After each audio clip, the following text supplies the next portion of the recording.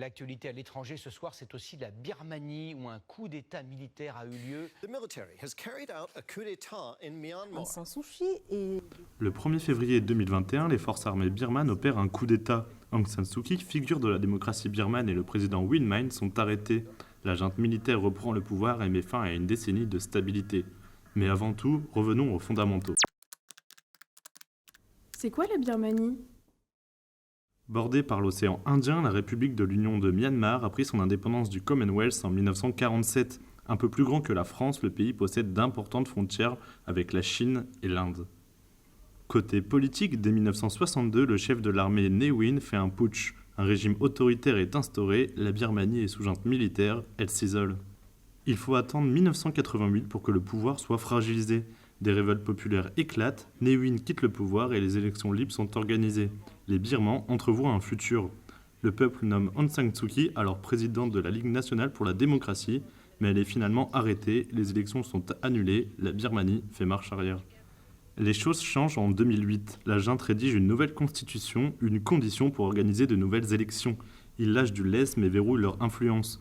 La junte inscrit alors le fait que les ministères de l'Intérieur, de la Défense et des territoires frontaliers soient sous leur contrôle. À cela s'ajoute le quart des sièges aux assemblées nationales et régionales qui leur sont réservés. Le pays se libéralise, mais la tamado se renforce. En 2010, Aung San Suu Kyi est libérée, mais encore une fois, la constitution de 2008 est passée par là. Une loi interdisant aux citoyens mariés à un étranger de devenir chef de l'État est inscrite dans le but de nuire à la dame de Rangoon, mariée à un Britannique. C'est les élections de 2016 qui poussent le LND, parti de Aung San Suu Kyi, au sommet. Tin Sho est nommé président et pour contourner la constitution, un poste spécial est créé pour la dame de Rangoon.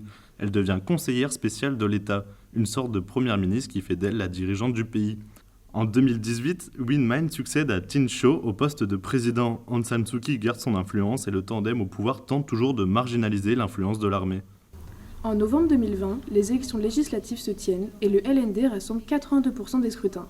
L'armée encaisse une défaite cuisante et voit son influence reculer. Le 1er février 2021, alors que le nouveau Parlement est censé se réunir, la junte réalise un coup d'État. Le scrutin est annulé, Min Myint et Aung San Suu Kyi sont arrêtés. C'est en réalité le visage de la transition de la Birmanie qui est incarcéré, la femme qui avait mis fin à des décennies de dictature. Le chef d'état-major, Win Myint, est nommé et l'état d'urgence est déclaré pour 1 an. Pour légitimer le coup d'État, la junte n'hésite pas à multiplier les chefs d'accusation à l'égard du visage de la démocratie birmane.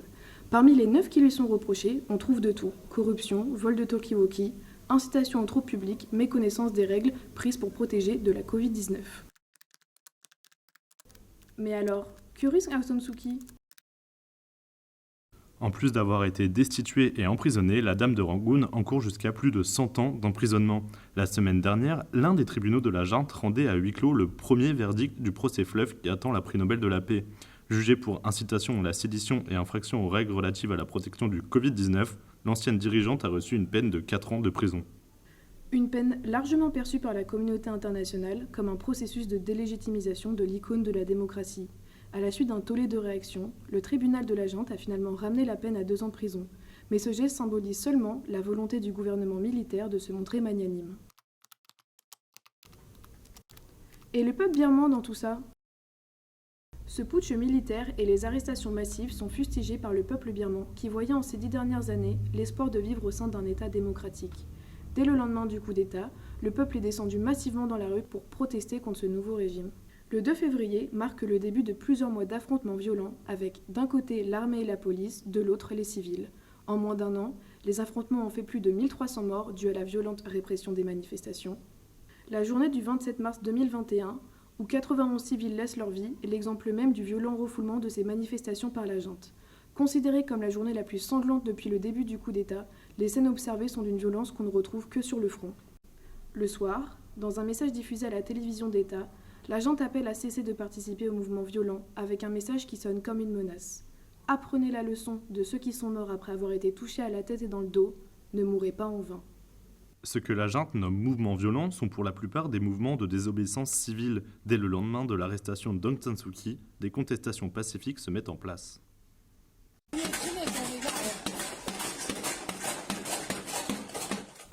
Dépôt de vélos sur les routes, concert de casseroles, clôture des comptes en banque, autant d'actions mises en place pour tenter de faire entendre leur mécontentement à la junte, mais surtout à la communauté internationale.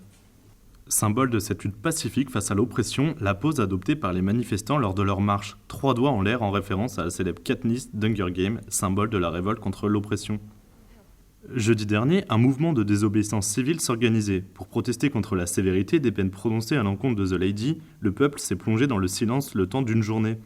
Cette grève silencieuse, que les médias ont qualifiée d'hibernation politique, avait pour objectif d'affaiblir le fonctionnement des services publics qui sont très actifs le vendredi.